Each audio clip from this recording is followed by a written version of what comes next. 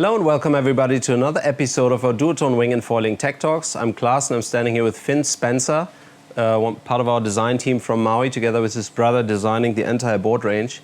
And we are standing here with the new Sky Free, the board that a lot of wing foilers get their first experience on. Finn, what have you been doing on this board? I mean, it's a popular board in our range. It's been there for a couple of years and I see it reached my height. Yes, they've gotten a bit taller this year.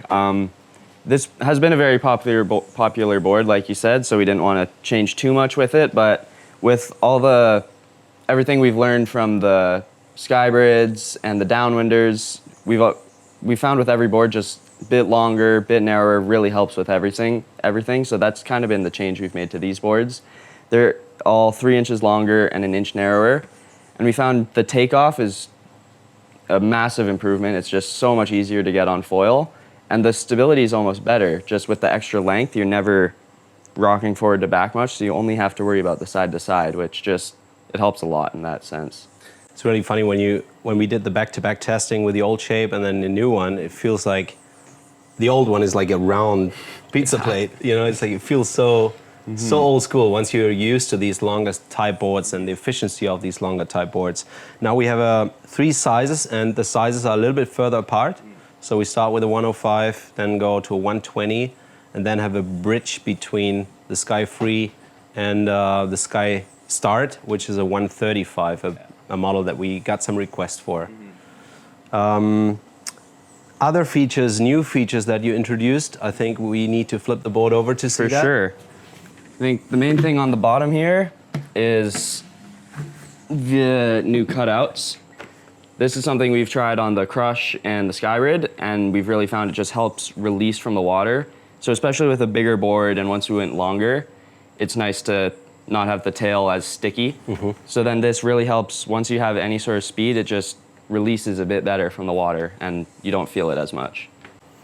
Cool. This is something I just wanted to mention. You have a longer board, you have the foil a little further forward, you have a little bit longer tail, and then just to angle it up, that just makes it makes easy. the difference to get on foil without issues. So construction-wise, we actually split the range into 2 different constructions. The 2 smaller ones, they come in the vacuum epoxy construction that you guys know. So Bomber original construction. For a relatively nice price point.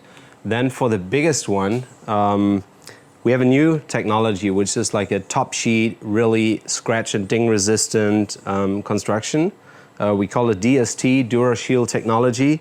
And this is something because a lot of these bigger size boards, they are really used by learners. There's a lot of wing foilers who buy their first board, they buy into the Sky Free range.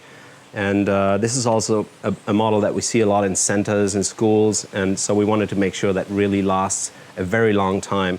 So the biggest size comes in that DST construction. Other than that, I think, all the popular features from the previous model in there. We have slight double concaves. How about the rails? Did you change any on these? Not too much, yeah, just kept the double concave. Gets really good planing early, but also forgiving when you touch down. And then the beveled rails just helps reduce that surface area a bit. But then when you're down in the water, you have that stability. So, yeah. So it's a little bit more of like a 4-corner stability. Exactly. Longer, really stable. Less round, more. Yeah.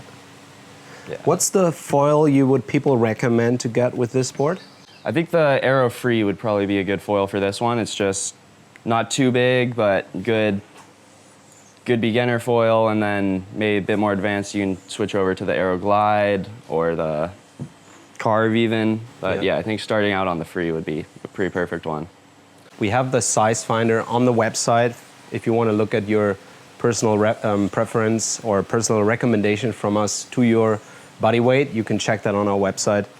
And Still, we have all the foot strap options on this board, so if you're a bigger rider who still wants to do some higher performance riding, this board's still great for that.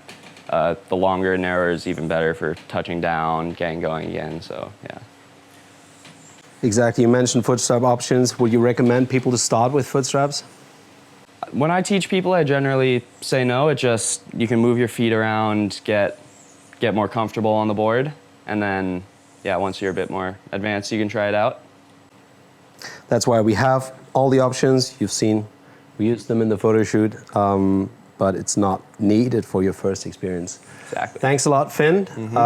If you guys have more questions on the Sky Free range, leave us a comment below the video and leave us a like if you like this content, and I hope to see you in the next episode.